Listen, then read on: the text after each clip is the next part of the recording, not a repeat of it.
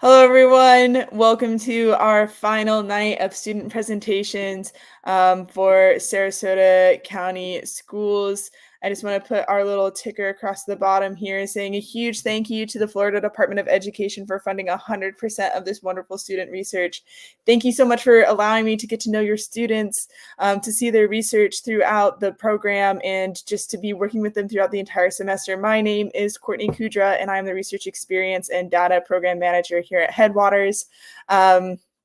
If you're logging on at a certain time, hoping to see your student present, we had to adjust some schedules for some absences. So hopefully it will be close enough to your schedule. If not, and you would like to see it, we of course have a recording of this and we'll be happy to share it with you. But once again, huge thank you to the Florida Department of Education for funding 100% of this wonderful student research. I have a few other announcements before we get moving, is that if you have any questions or comments for these presenters, please type it into the Facebook, YouTube Live. If you're here on the StreamYard, there's also a place for you to do comments.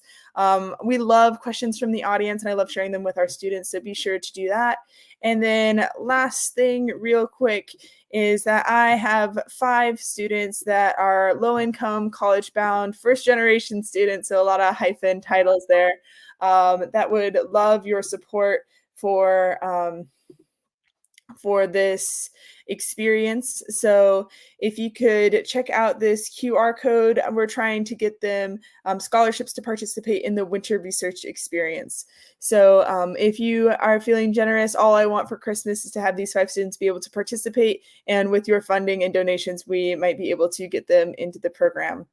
So with that, we're going to go ahead and move into our first round of presentations. Our first presenter, the schedule has changed a little bit. So our first presenter is Jason Lockwood.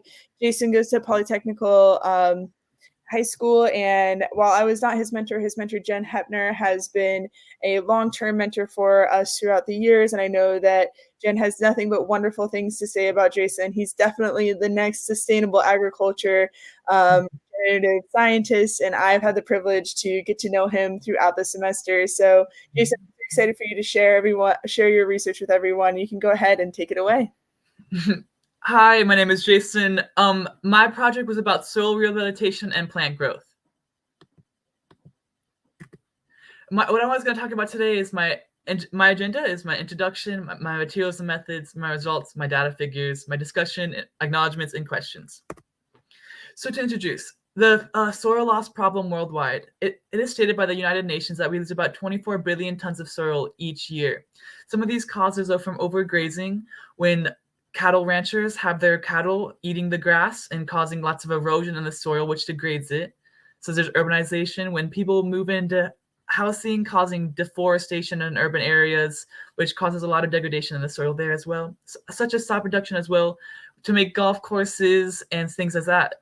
1 inch of soil from like the sod soil farms, it's like very nutritious topsoil is being degraded like every year. So, and industrial agriculture, when farmers farm the same land over and over and over, exhausting the soil. So soil loss is not only just nutrients, it is also chemically. So with all of like urbanization, having urban movement to cities, causing such as like sewer runoff and like nitrogen into the soil, causing chemical imbalances as well. Also natural causes such as floodings and hurricanes and such. My introduction. These are some key soil nutrients. Nitrogen, it helps root growth and uptake of nutrients. Phosphorus regulates plant cell metabolism. And potassium, it's the growth and protection against diseases. A common thing people say is that soil is dirt. Soil is not dirt. Soil is living. It is filled with microorganisms. It's a whole ecosystem. So the soil loss problem worldwide is awful, and it's our job to rehabilitate it. So that's what I want to talk about in this presentation. My question for today and my hypothesis. I was wondering what levels of NPK in soil yield the highest growth, and what fertilizers can increase plant growth. And what my hypothesis is, I thought fertilizer treated with soil that balances all 3 nutrients would have the highest plant growth and NPK values, such as I thought my treatment groups would have higher NPK values than did my control group.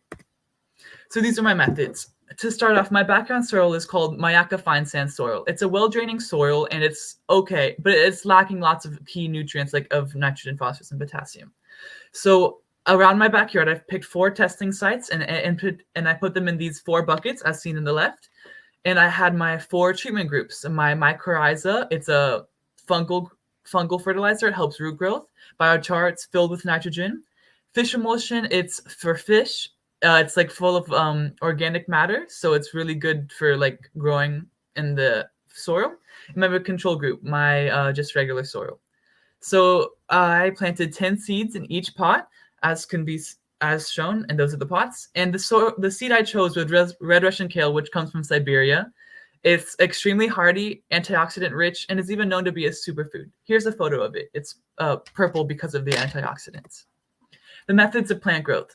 So to record the plant growth, I would measure each plant individually. As shown in the left photo, can't be seen too widely, but there's toothpicks and eraser tops. And the eraser tops are numbered 1 through 10 for each of the plants that had germinated. So over the weeks, I would measure with a ruler in centimeters how tall the plant would reach. So as can be shown, here's a close-up of one of my red Russian kale plants on the right. And so every week I'd record in centimeters how tall that specific plant grew in each treatment group to see the results of how each treatment group handled plant height. And also here's my NPK measurements. These are my 3 NPK testers from Rapid Test soil test kits. They would tell me the nitrogen, phosphorus, and potassium levels in my soil. So what I would do is I had the 1 liter cylinder. I did 1 part soil to 5 parts water. I mixed it up for each treatment group. And then I would insert the water sample into the nitrogen tester, for example, and they're color-coded with the capsules. So the purple capsule for the nitrogen, blue for phosphorus, and as seen. So the capsule contained a compound that reacted with the nitrogen. So you'd insert the capsule into the compartment as well, and then shake it up. And then you'd wait 10 minutes, and then you'd have a color-coded result going from clear being depleted and the highest color being surplus. And here's a picture of me performing the 1 part soil to 5 parts water ratio. So here's my results. This is my plant growth over time, the date over my plant height for the 4 testing groups. I ran a 2-way ANOVA test, and the plant growth significantly increased over time. It did not seem to differ over time, but surprisingly, my control group germinated the most. As can be seen, the purple, red, green, and blue, they're all different treatment groups, and it can be seen the growth over time. So here's my NPK results. My nitrogen levels over time, there didn't seem to be a significant level across each treatment group. It didn't seem to have any value, but I saw fish seem to be higher in nitrogen than I thought, and I did not have enough degrees of freedom to run the ANOVA test, so I was not able to significantly analyze this data for any of my 3 nitrogen, phosphorus, or potassium. But my phosphorus levels over time, I did see some relationship, but didn't seem to be like very strong. I saw how my fish and my control were the first to hit level 4 of p-value. So I saw increase over time, but as stated before, I did not have enough degrees of freedom to run the ANOVA test, so I was not able to statistically analyze this data, although I did see varying results. And my potassium levels increased overall in all treatment groups, so it was surprising to see this result.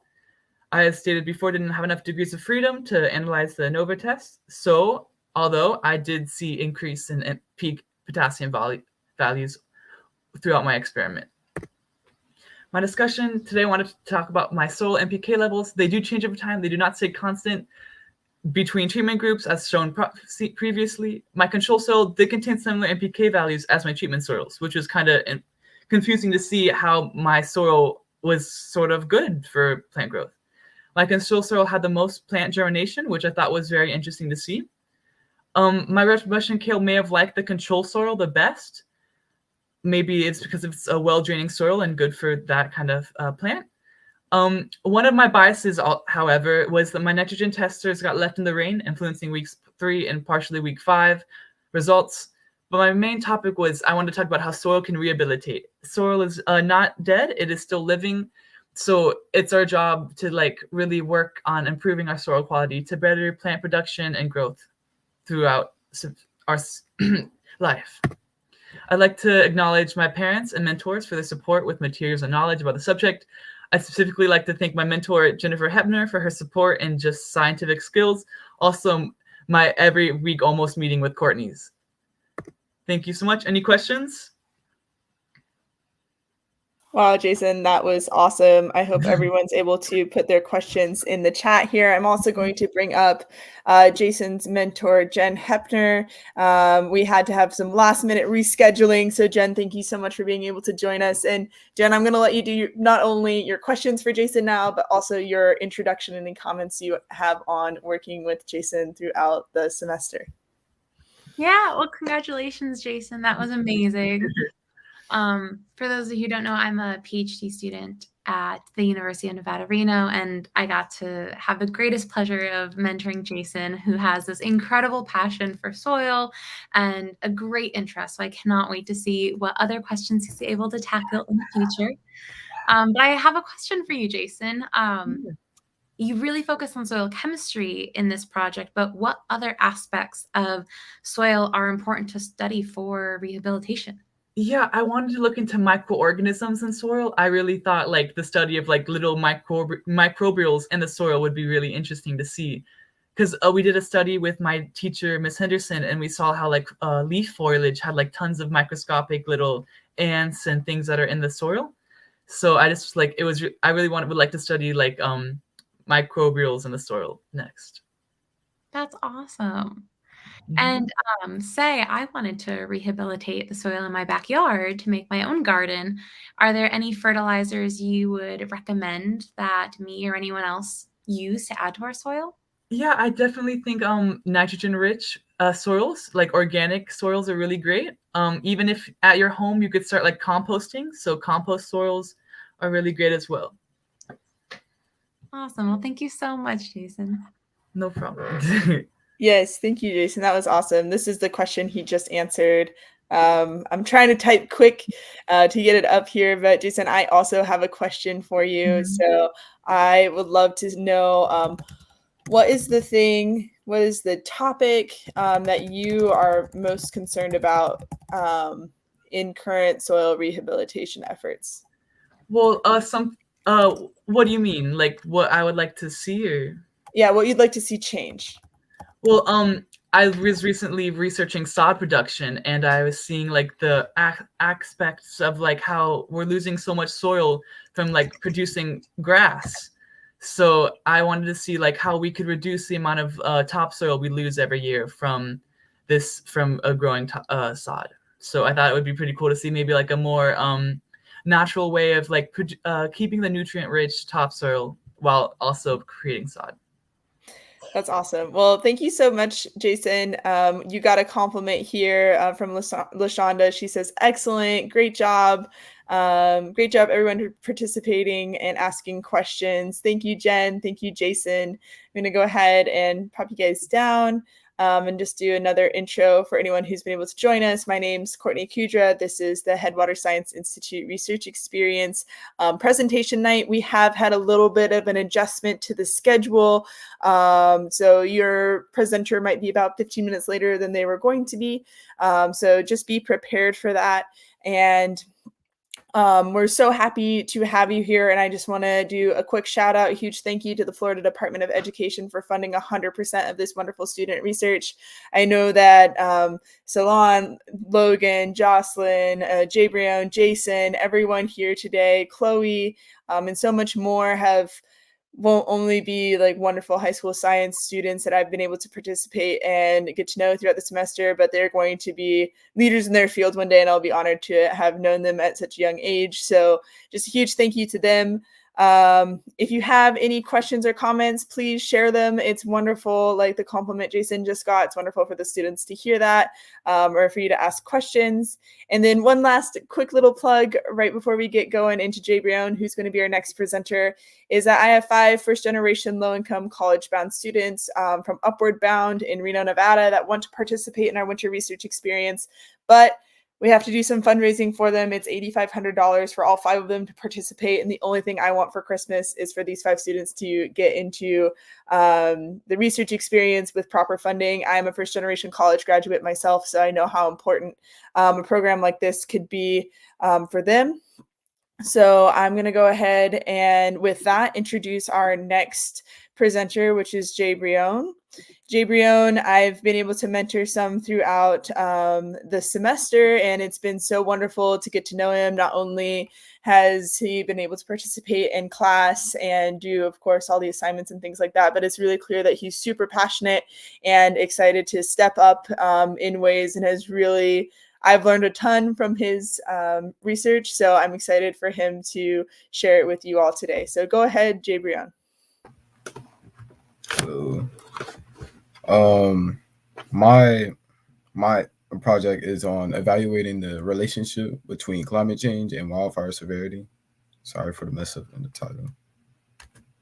And the agenda, I will be going through my introduction, results, data figures, my discussion, methods, and my acknowledgements. Introduction. Climate change poses a pressing challenge to our planet, influencing various ecological systems and weather patterns. One critical aspect of this impact is the increasing severity of and frequency of wildfires. This study aims to address the question, what is the relationship between climate change and wildfire severity? Understanding this relationship is essential for comprehending the broader implications for ecosystems, communities, and resources.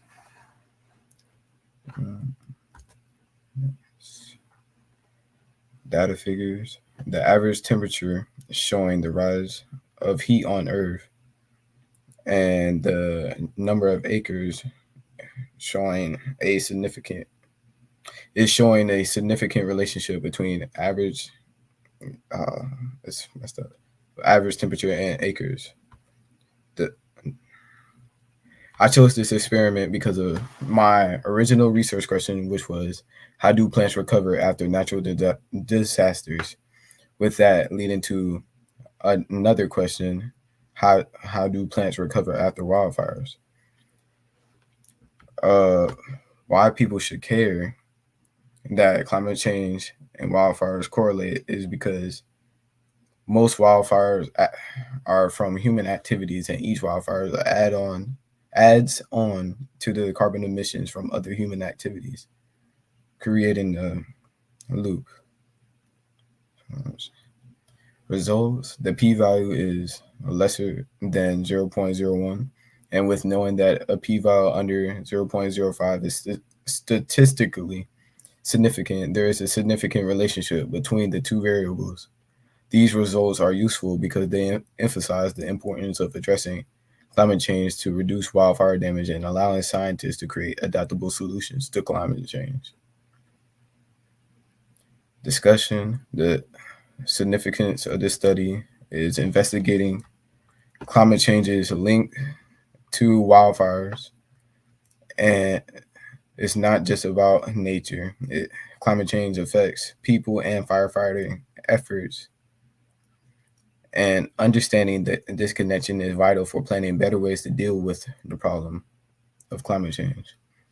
Why this study is important, one reasoning is to fill in the gaps of what we know in this world, and this aims to help policymakers, land managers, and researchers. The results can guide better plans to prevent wildfires and allocate resources wisely, and make communities stronger against climate changes. Data, my methods. Data was gathered from the National Interagency Fire Center using the website search bar and wildfire statistics to track the annual occurrence of wildfires and the acreage they consume. The data collected from NASA's Global Climate Change website for climate change. The hypothesis, the linear regression test was used on the website Data Classroom, which is a statistical method that examines the relationship between two sets of numerical data to see if there's a connection. And my acknowledgements is my mom and my fellow classmates and my teacher at school. Any questions? Awesome. Great job, Jabrion. I know that I learned a thing or two, and I'm sure everyone else did. So be sure anyone who has any questions, please share those here. I'll start them off, though, while you all are thinking. And my first question is kind of twofold. So you get a 2-for-1. And it is, how has climate change impacted your life? And how did this influence your research question? Like, why did you decide to look at wildfires and climate change?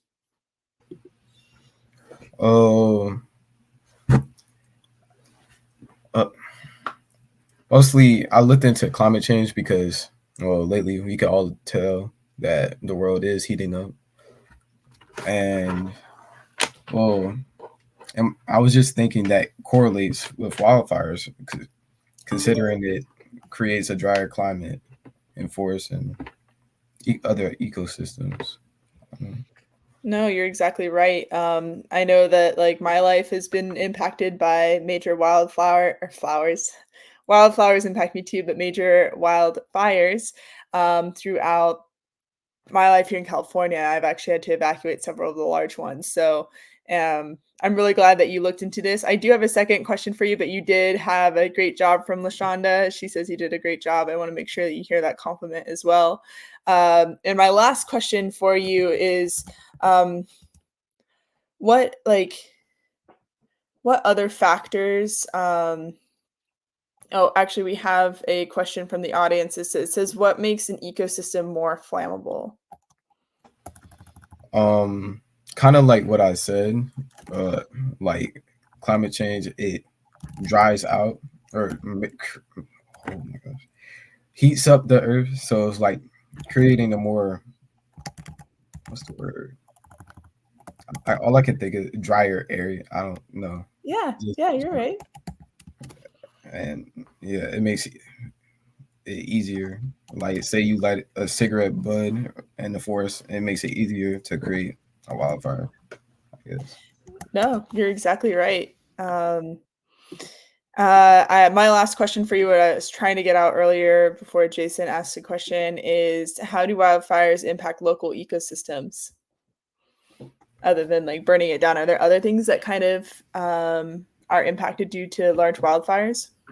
Wildlife living in the area can be impacted. Have nowhere to like they don't have the ecosystem no more since it's burned, and yeah. Yeah, you're exactly right. I think this was such an important and interesting topic. You did some amazing research, and I know that I learned a thing or two. So thank you so much for focusing on such an important topic, and looking forward to seeing all of your fire research that you do in the future that I'm sure I'll see with your name on it out there. So we're going to move forward with our next presenter, which is Ceylon. She has such a cool project that I'm so happy to introduce for you all. She has been able to look into this for multiple different ways. Her mentor, Sean Wesley, was not able to join us today, but he's been able to mentor her throughout the semester. But I've also had her in class, and not only is she passionate about this, she's worked really hard, but also has taken like significant initiative to work in this really unique way. And I got to pretend like I'm on CSI. I know that you're not in Miami, but CSI Miami because it's Florida. So everyone buckle in and enjoy this presentation from Ceylon. Thank you. Sorry, thank you. So I'm going to start off with my introductions, results, data tables, pictures, methods, and then my discussion. So for my introduction, for my main idea, my purpose or the idea of my project was to focus on the forensic sciences, since I specifically want to go into that sort of science field. So my question for the experiment was, how does the salinity of different bodies of water affect the decomposition process of pig's feet? And the reason I chose pig's feet is because it's as close as I can get to actual human tissue without, And my hypothesis was that I believed that the pig's feet are going to decompose the fastest in the salt water, because overall the temperature of the saltwater location I used is usually higher, as well as the movement of the waves and everything, causing a lot more collision between these samples. And then the purpose of this and why I chose this experiment was because we live in Florida, and since we have all three bodies of water, it's extremely important to know the decomposition rates when it comes to autopsy reports and forensic analysts doing this type of work, to know how wounds and injuries can change depending on the water decomposition. So my results were that my hypothesis was in fact correct, and that the saltwater location decomposed the fastest, with the week 3 only having bones left, as well as the brackish water sample only having bones left. I also believe that comparing only the freshwater samples, the freshwater one was the best preserved, and that you could still see the shape of the foot at the end of week 3. Although I did have a land sample, and that one just shrunk. It didn't really, and hardened. It was just a control type variable. So yeah, again, the reason why I chose the experiment was forensics, and I think it's extremely important because not many people do experiments like this, especially since people think it's icky or something like that, dealing with especially decomposing flesh. So that is why I decided to do my experiment. So these are my data tables and pictures, and I would just like to note that I do have pictures of decomposing materials, in case anyone just doesn't want to see that. So most of my data was very observational. So these are pictures of all of my week 1 materials that were found. And you can notice that there's discoloration on them, especially with all of the skin becoming very pale, except for the week 1 land sample, which actually got darker as it progressed. And you can also see that the week 1 freshwater is almost fully intact, except it was a little bit more swollen than the original, while the brackish and saltwater had already started to fall apart. When we got to week 2, I unfortunately don't have a brackish water example, but it looked very similar to the salt one that is all the way on the left. And you can see that now the freshwater sample has gotten darker instead of getting lighter, like the brackish in the saltwater. And again, the land sample didn't do much other than getting darker again and hardening more to the point where it was too stiff to apply any pressure to. And then the last week was this week 3. Unfortunately, my week 3 sample that was on land disappeared. I do not know where it went. It was locked inside a bait box, but it was missing when I went to do data collection. But as you can see, the salt and brackish water have fully nothing left except for the bone segments. And the freshwater one has darkened in color again, but you can still see the shape of the foot that it was originally. So these are my measurements. This was just the length, weight, and circumference, and how it changed over the time of the weeks. And as you can tell, it significantly shrunk, got smaller, and of course I couldn't really take the length of just bones, and of course my land sample was missing at week 3. So my methods. So I just got the pig's feet from a local store and actually bought bait buckets, and with my dad we hot glued mesh to them to make sure not too big organisms weren't able to get into it to affect it too much. And then all we did was place the samples inside their situated bait buckets, and then dropped them at their locations after tying them to a post or something to make sure that they couldn't get out. And that was all for, oh, it's not going nice. Okay, so the second part was personally more fun is the data collecting. So every single day I went to the brackish and freshwater location and took the temperature myself, and I was unable to go to the saltwater location. So I took my saltwater temperatures, air pressure, and air temperature outside from a weather app instead, since that was the best I could do. And every Sunday I went and picked up the samples that I needed to use and would bring them in a bag and brought them back into the room I was using for this. And I would weigh, observe them, and then also measure them. And that was about it for the methods. So for my discussion,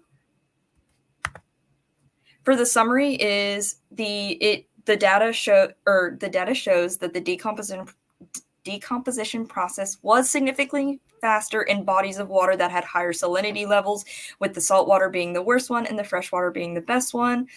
So the factors that I think did affect the results a little bit is the fact that I was unable to check the saltwater location every single day. I just wasn't able to plausibly with school and everything, since it was on the Sarasota Bay. Secondly, the week 3 land sample did go missing, so I was not able to see the decomposition process that it could have gotten to. I was also not able to weigh the samples every single day. I wasn't able to. I had to do it weekly to be most consistent with scheduling.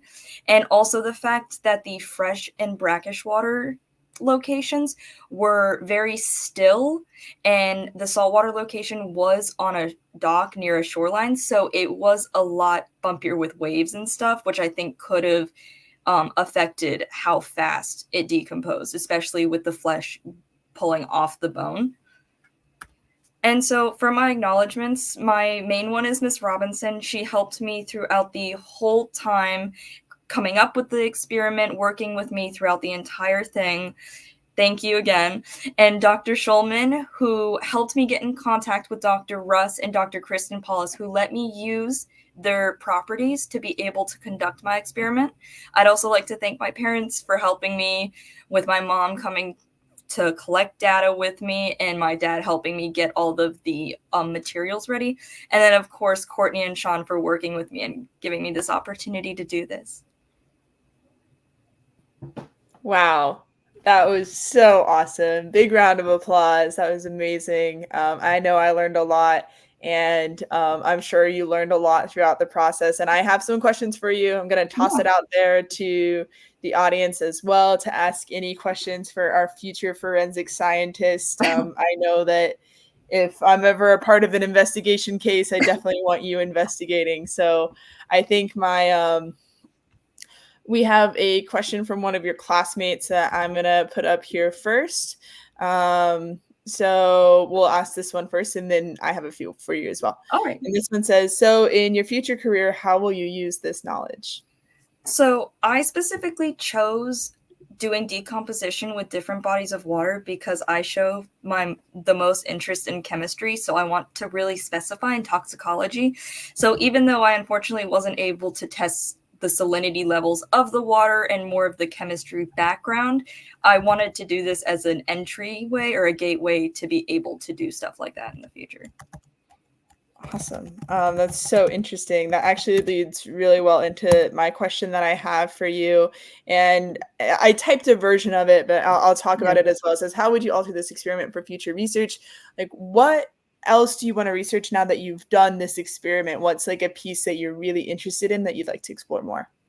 Well, yeah, specifically the chemical background and being able to, I also wasn't able to take slides of the tissues, but being very more in depth because I'd have more time without school and everything. So being able to go more in depth with how the tissues, specifically each one of the different 4 were affected and not just mainly observations.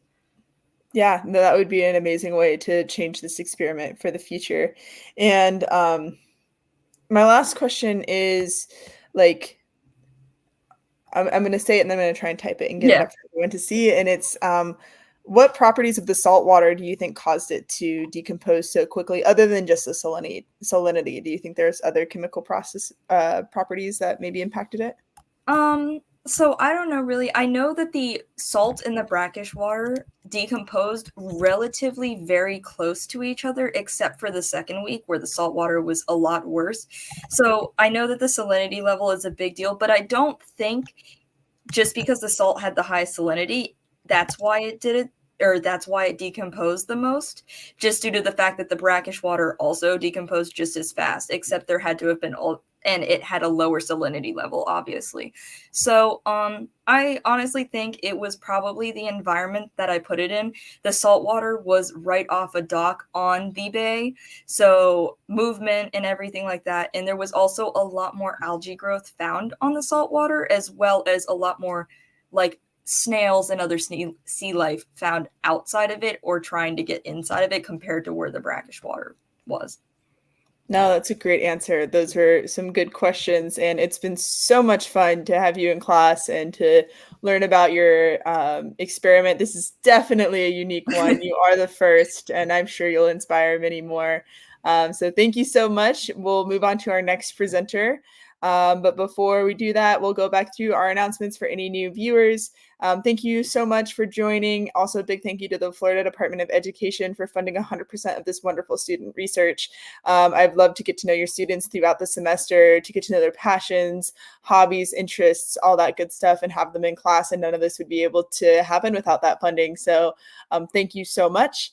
And in the same vein, I have 5 first-generation low-income college-bound students that want to participate in the winter research experience, but we need some funding in order to get these students into the research experiment or experience. So as a first-generation college student myself, this is really near and dear to my heart, and the only thing I want for Christmas is for all of these students to be able to participate through your generous donations and fundraisers. So if you have a few extra dollars and would like to donate, you can scan this QR code and donate so these students can hopefully participate in our winter research experience. We're so excited to have that. And then lastly, also to do with the winter research experience, if you like what you see and you would like your student to join the winter research experience, we still have a few spots left. So be sure to register if you're interested. And with those announcements coming to a close, we have our next presenter, which is Logan Spencer. Let me just get this banner down really quick. All right. So we have Logan Spencer going next, and his mentor was unfortunately unable to attend right now. But however, she did send me an introduction that she'd like for me to share with everyone about her experience with Logan. And of course, it's been wonderful to have Logan in class throughout the semester. I've learned a lot from him. I myself am kind of interested in some of these things that he's talking about, so it's been really fun to learn from him and his mentor, Turin. I'm going to read this word for word of what she said. She said, since my first meeting with Logan, he has expressed great passion for the financial science questions he is going to discuss today, and I'm really proud of the work he has done on his project. He has done a great job synthesizing the data and literature for this topic, and I'm looking forward to everyone hearing his final take on it today. So without further ado, Logan, I'll let you start. And I know that you might have to keep your camera off for some connection. Apologies for that, by the way. I don't. Do I have control over this presentation, or do I have to signal to you? I'll be clicking through the slides for you, but I should be able to click through them for you. Not a problem. Okay. So today I'm going to be answering the question: how have rapid changes in the federal funds effective rate correlated with relative changes in consumer credit? And I know that's a bit technical, but I'm going to do my best to break this down here. So the broad topic that I'm going to be covering today is the U.S. economies of the recent past, which is 1981 to 2021 specifically. And the purpose of this research here is to see how effective the Federal Reserve is under certain contexts. And what the Federal Reserve is, for anyone who doesn't know, it's the biggest U.S. financial institution, which has the goal of balancing the rate of inflation and the growth of the economy generally. Like, think of it like turning the ship of the U.S. economy. And the main way that they do this is through the federal funds effective rate, which sets borrowing cost standards or interest rates to encourage or discourage people from borrowing. And consumer credit is the amount that is being borrowed by the U.S. Totally, excluding things like mortgages. This trends up with the economy, and it is measured by the percent change of total consumer credit, which is a database which records monthly variations. And so with all this, I hypothesized that there would be an inverse correlation between these two variables, with greater costs causing people to borrow less.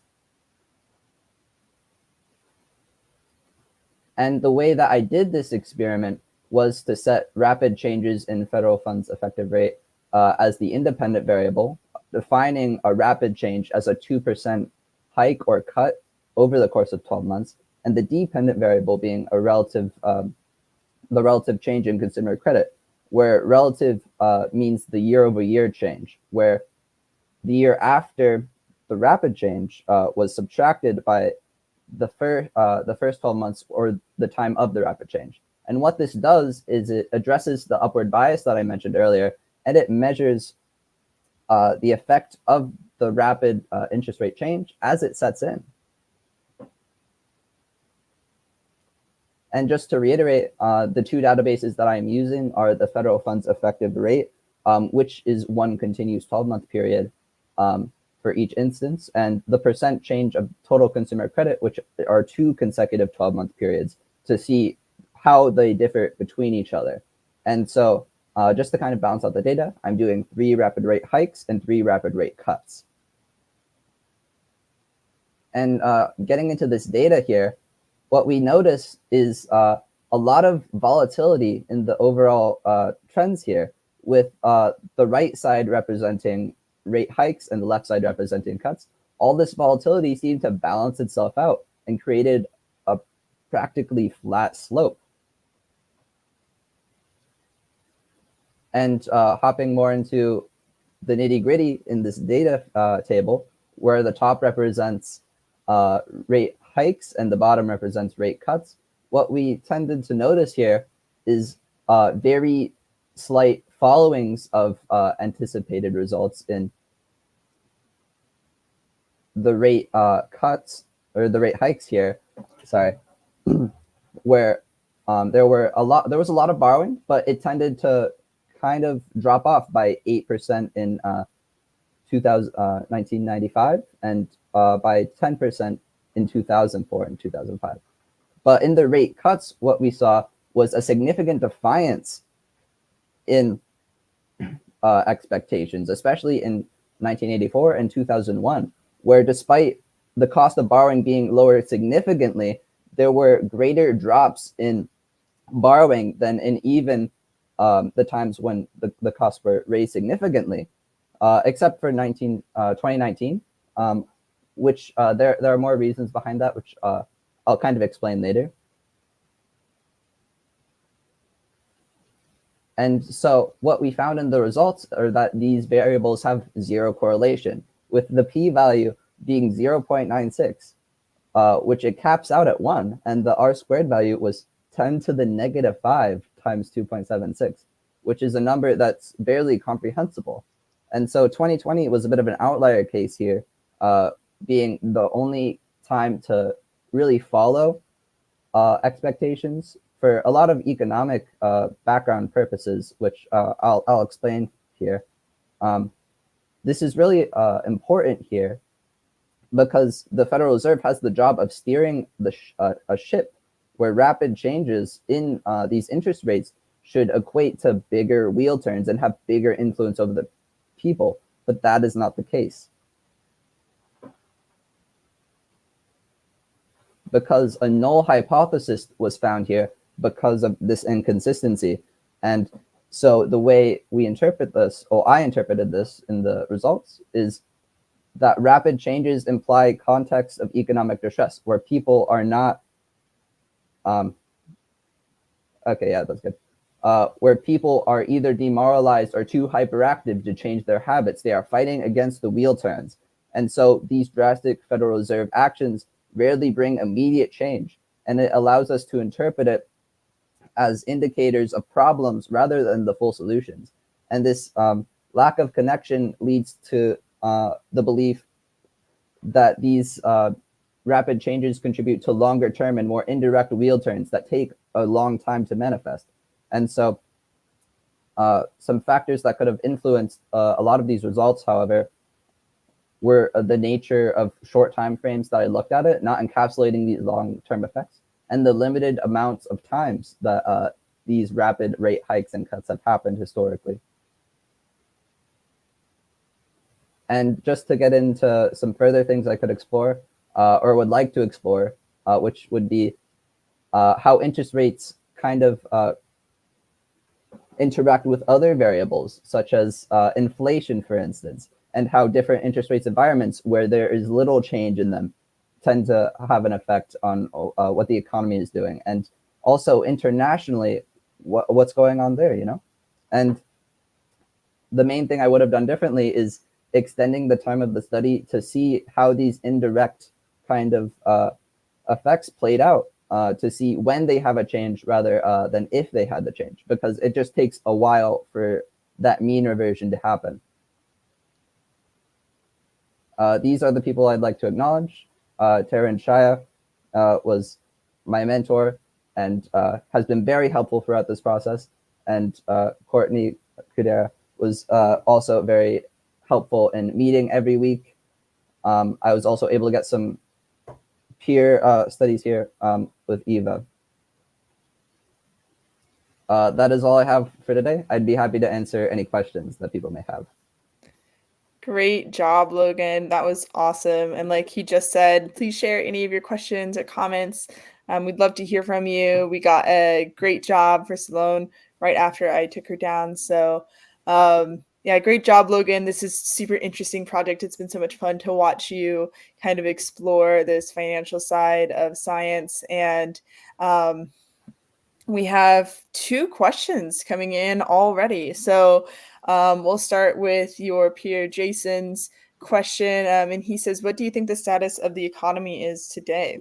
Yeah, so what we're kind of seeing right now is a rapid rate increase, which should have the effect of causing people to, well, it's implied that people are supposed to borrow less, but what we saw from here is that that's not necessarily going to happen. People were trying to get inflation down and people to borrow less, but that remains to be seen whether or not it will play out that way. And it will take a while for the effects of these interest rates to really manifest themselves. No, you're exactly right. It's super interesting. You have another question from the audience, and you have a compliment. Someone says you did a great job, so just so you know that. And then we have this question from the audience, and it says, what non-financial societal trends might have grossly affected the data you saw? Yeah, so a lot of, well, I guess the results here could be partially related to consumer attitudes and well, I guess, yeah, moralization during these times. So I didn't explore specifically what was occurring in each of these time periods, what attitudes that they have, but especially political views, those kinds of things could influence how people spend their money or borrow money, of course. And that could have a lot of change there. No, you're exactly right. It's super interesting. And your last question, which is my question now, is how could you use this experiment to project future economic changes? Yeah, so like I kind of explained a little bit, we can use these rapid rate changes kind of as indicators of trouble rather than necessarily solutions that will instantly come about as a result of their implementation, because they imply that something is deeply wrong, that there is either GDP decline or rapid inflation in either rate hikes or rate cuts. Like, for instance, what we're going through right now, we had a lot of inflation in 2021. So the Federal Reserve is doing their best with these rapid hikes to get people to stop borrowing money. But it's kind of hard to do that, even as we see a little bit of cooling down. There's a lot of things that these rate hikes and cuts do to the broader economy that they cut a lot lower than the surface level kind of analysis that I did. This is just a kind of manifestation of all of that, what it represents. Yeah, this is just the beginning, right? So yeah. Awesome. Well, great job, Logan. That was awesome. I really enjoyed learning about that. Economics is something I'm personally very interested in. So it's been very fun to watch you throughout the process, especially in this more like financial science project. So thank you so much, Logan. And we'll move into our next presenter. But quick break to just say thank you again to the department, the Florida Department of Education, for funding 100% of this wonderful student research. It's been wonderful to get to know your students and to have them in class every single week and to see them in office hours and be doing these awesome presentations. It's been so much fun. If you like what you see and you have a student you know that would like to join, we do have space left in our winter research experience. So please be sure to check out that tiny URL or check out our website if you know someone who'd like to register. And then last but certainly not least is I have 5 college-bound, low-income, first-generation high school students through a program called Upward Bound that want to participate in the Headwaters Winter Research Experience. So we're trying to fundraise the $8,500 that it would cost to get them into the program. So definitely, if you're feeling generous, please make a donation to sponsor these students. You can check out this QR code that you can scan with just your camera on your phone. The only thing I want for Christmas is for these students to be able to participate. So in a few months, I will be introducing them at our spring or winter research experience presentation nights. As a first generation student myself, a program like this would have made all the world of difference, and there's no way I couldn't have afforded it without generous donations like all of you. So please definitely check that out. And we'll move into our next presenter, which is Chloe Vo. Chloe has been so much fun to have and learn about from her. Her mentor Danny has not been able to attend to introduce her today, but she has done this really wonderful experiment about ocean acidification, which is something else that I've been able to learn a lot about through her, and I'll let her take it away from here.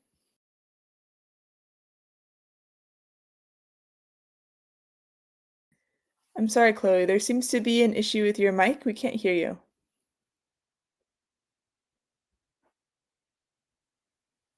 Let's see, you're still muted. Hello. There we go. All right, let's try that again. Go ahead, Chloe, take it away.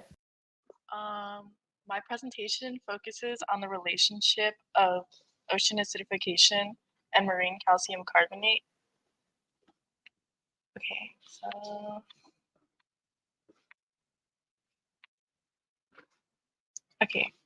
So as we know, carbon dioxide emissions are escalating rapidly due to human activities, resulting in a 30% increase in the amount of carbon dioxide in the air since the Industrial Revolution.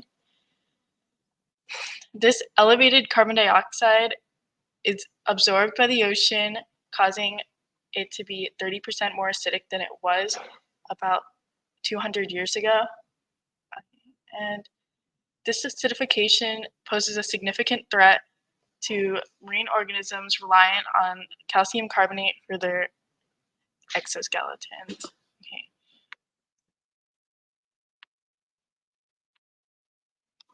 Okay. Our objective was to determine the effect of ocean acidification on marine calcium carbonate. In a controlled experiment, we introduced pieces of chalk into beakers with seawater at varying pH levels ranging from 3 to 8. We adjusted the pH weekly over a period of 3 weeks. Okay. After 3 weeks, we observed no significant mass changes in chalk pieces exposed to pHs of 4 to 8. However, the piece in seawater with a pH of 3 experienced a mass loss of 0.1 gram.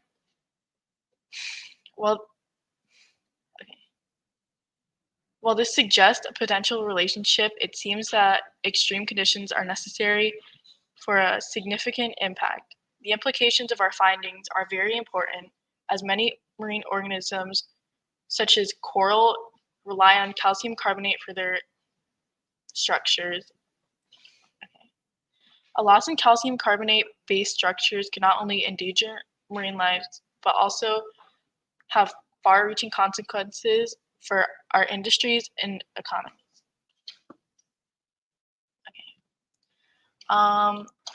So this is my graph showing the percent change of mass, and the line shows a trend in which we didn't find. Okay. Upon closer examination, we found limited correlation between ocean acidification and calcium carbonate mass loss. Several factors may have influenced our results, including time frame, scale limitations, chalk composition.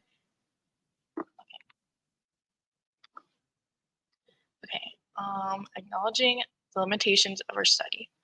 The 3-week time frame may not represent the lifespan of marine organisms. Additionally, our measurement scale limited to the 10th decimal may have missed smaller changes. Using shells instead of chalk and extending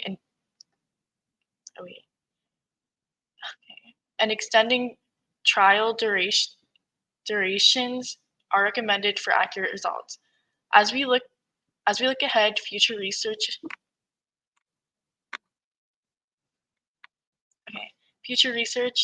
should focus on studying the impact of ocean acidification on growing marine calcium carbonate. This shift in perspective addresses the potential reductions in carbonate availability for marine growth, considering the long-term effects of ocean acidification. In conclusion, our study provides a valuable insight into the complex relationship between ocean acidification and marine calcium carbonate. While our results indicate some impact under extreme conditions, further research is needed for a comprehensive understanding of this issue. Okay. I would like to thank my mentor, Dr. Nielsen, for his help with planning and designing my experiment. And I would like to thank my teacher, Mr. Nager, for his valuable discussions that helped me pick and produce my experiment. And last but not least, I would like to thank Ms. Courtney for dedicating an hour every week to meet with us to discuss our experiments. Questions?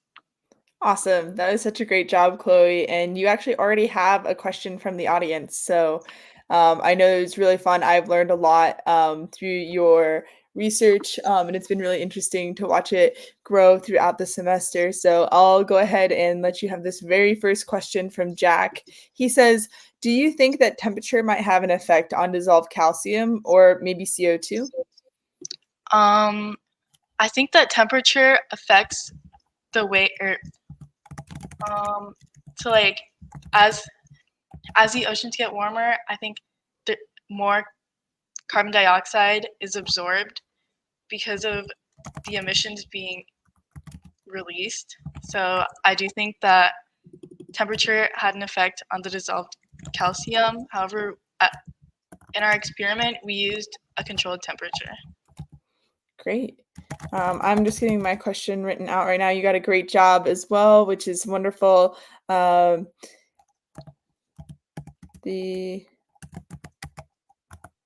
calcium. All right. So my question for you is, what other factors do you think could be impacting calcium levels in exoskeletons other than ocean acidification? Other factors impacting the calcium levels in exoskeletons. I think the other factors could be the amount of organisms that, because there is such a limited supply of calcium or of calcium carbonate, I think that that the amount of organisms in the ocean could also affect because of the limited supply. Okay. Yeah. And the last question that I have for you is, if you had unlimited time and resources, how would you change your experiment? The first thing that I would change in my experiment is our control, which was the chalk. I would change it to like a shell or a piece of, or a skeleton of a coral, because that is more accurate in terms of like composition. Great. Yeah, I think that'd be a great way to change this for the future. Well, great job, Chloe. This is so interesting and so much fun. I hope that you're able to use a shell or a skeleton of a coral in the future, and looking forward to seeing you on the NOAA Oceans team in the not so far future. So great work, Chloe. And with that, that leads us to our very last presenter. But just before she starts, just a big thank you again to the Florida Department of Education, for funding all of these. And if you know someone who might be interested in this, we're still accepting applications for the Winter Research Experience starting January 15th. So if you or a student you know who's in high school would like to participate in this, please go ahead and apply. But with that, I'm going to be introducing our very last presenter of the entire semester, which is Jocelyn Hooper. She has been so much fun to have in class. Her mentor, Sean, has not been able to attend today. However, I've really gotten to know her throughout the past semester and the past several weeks, and she's just been such a joy to have in class, and obviously is very passionate about her project. So it's been so much fun to learn about this. I never knew what a lionfish was before I met Jocelyn. So Jocelyn goes to Suncoast Polytechnical High School, and I'll let you take it from here. Okay. Hello. My name is Jocelyn Hooper from Suncoast Polytech High School, and my mentor is Sean Wesley from University of Florida. And my project is, I called it Monstro, and it's lionfish attacking the coral reef biodiversity. Wait. Okay. So on my agenda, I'll be going through these 7 things from the introduction all the way to the questions. Now, my introduction. So basically, my research question is that what impact does lionfish have on coral reef biodiversity because due to the fact of tropicalization? Now, what is tropicalization? Well, tropicalization is basically caused when climate change happen, and as waters start warming up, tropical fish from warmer regions start moving up north due to the fact that other places are also warming up. So this can cause warm waters and effect on biodiversity because of the sudden change not only in the climate but also in the change of the food webs. Now, what I think lionfish has to do with this is that as lionfish diverse and go up north due to tropicalization, it will cause negative effects. Now, my methods I use to find the biodiversity is that I checked in with the climate change of the seawater. Then I looked at the lionfish migration patterns, and then I also checked the biodiversity of the coral reef itself. Now, I can have any results on my thing because there is not enough research about this, but lionfish do have away infected coral reefs. Now, based on my predictive results, based on research I found by the Florida Keys National Marine Sanctuary, is that they were testing coral reefs based on coral reefs that were unprotected and then reefs that were protected. And they found that unprotected coral reefs have less abundance, biomass, and diversity than those being protected. Now, another thing I've looked into is about lionfish from the Florida Fish and Wildlife Conservation Commission. Now, from what I found is that lionfish are very adaptable, and they also have a rapid growth. And they are also a predatory reef fish. So I feel like that will really affect the biodiversity and part of the coral reefs. Now, right here is my data figures. This is based on, the first figure is based on the lionfish when it was first introduced in 1985 and what has it spread to in the 2010s, all across North America's on the East Coast. And on this one is the differences between unprotected coral reefs and protected coral reefs based on their on the biodiversity. Now, continue on with the predicted results. Why did I decide to do this experiment? Well, one day I was in class and then I was listening to my teacher talk about limpkins. She was saying about how she used to not see limpkins up this north, and then now she sees them like all the time. And I was like, if animals keep migrating north due to tropicalization, what is their effects going to change in the environment, such as with the native species already living there? How would that be impacted? and how much will that change? Now, in my discussion, the errors of this is that biodiversity is not only based on invasive species. There's a lot of impacts when it comes to the loss of biodiversity, such as climate change. Another thing is my bias is that there's other invasive species. It's not just lionfish. There's over like 40,000 different varieties of invasive species all over the world. Now, limited on resources, from what I've heard, is that they held a lionfish competition huntings. They hunt lionfish every year, hold competitions, and lionfish is something you can actually eat, I'm pretty sure. Now, the thing is, even though this is going on yearly, the population is still growing. Now, why do these results matter and how they be applied in the field? Well, it's destruction of the native environment. As lionfish population is booming and have no sign of shrinkage, the efforts in trying to ignore this problem will definitely affect the native environment. Now, why should someone read this article? Well, like I said, there's billions of invasive species all around the world. Some of them that we haven't even known they're invasive species yet. Due to the fact it takes many years for invasive species to actually have a huge impact. Now, is lionfish really the main reason to core diversity? Maybe, and there's also a lot of other things that also has to be in part of it too. And with all of this, the damage becomes more significantly worse because of all the impact invasive species can really do. This is why we need to teach people to bring awareness to invasive species and how impactful they can actually be.